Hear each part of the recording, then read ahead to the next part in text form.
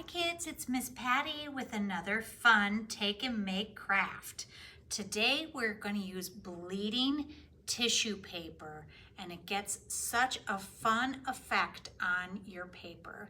See all the different colors? It's almost like it's a real leaf that has so many different colors.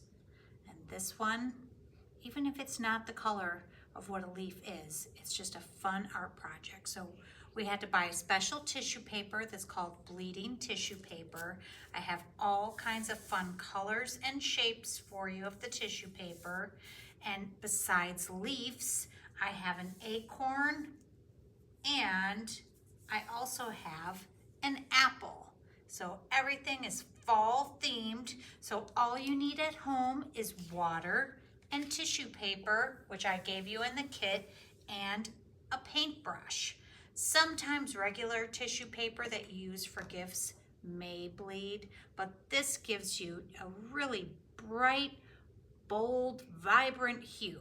So use the tissue paper I'm giving you in the craft, cover your work area, and I'm going to show you with the acorn and the apple how we're going to do this.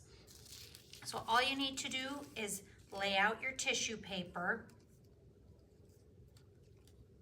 They can overlap, that's okay. The colors will all blend together, be similar to a tie-dye effect.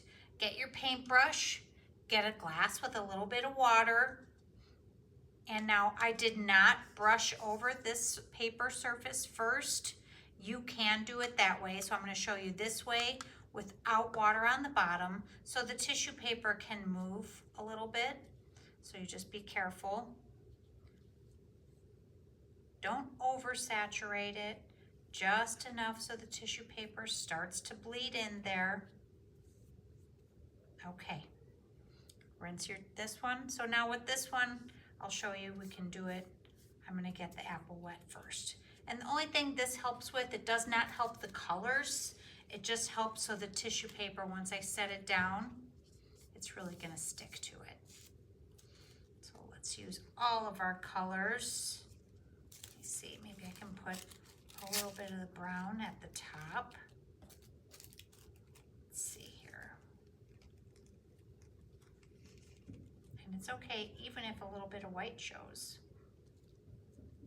That's part of the design. So let's get our brush wet again. And you just see the tissue paper just is a little bit more sturdy so it doesn't slide. But again, you don't want to get your paper too wet. So let's just dab that on there. It doesn't take long for the bleeding tissue paper to start blending into your paper. I let this tissue paper sit on for about 5 minutes, but since we're doing a video, I'm gonna take this one off right now. Are you ready? So let's just peel it off. Ooh, look at that green, and pink, and the blue.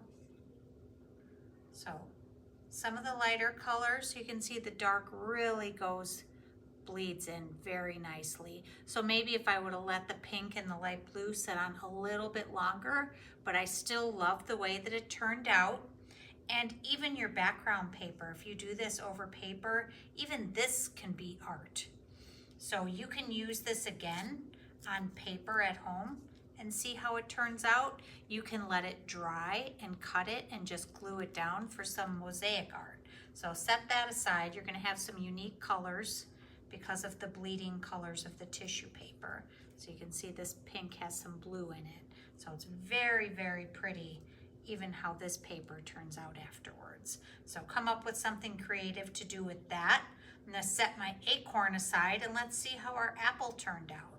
I bet the red, oh yeah, look at that. So pretty. Oh, I love the brown. Very nice. So how are you gonna choose? They're all super fun, fall themed cutouts. We're giving you the bleeding tissue paper. All you need at home is some creativity, some water, and some paintbrush. Don't forget to cover those surfaces at home. I don't want your adults getting mad at you. This is pretty bold tissue paper, so I have a little bit of color on my fingers, but it's gonna wipe up and wash up very nicely. I hope you enjoy this week's Take and Make craft. Come in while supplies last. Bye for now.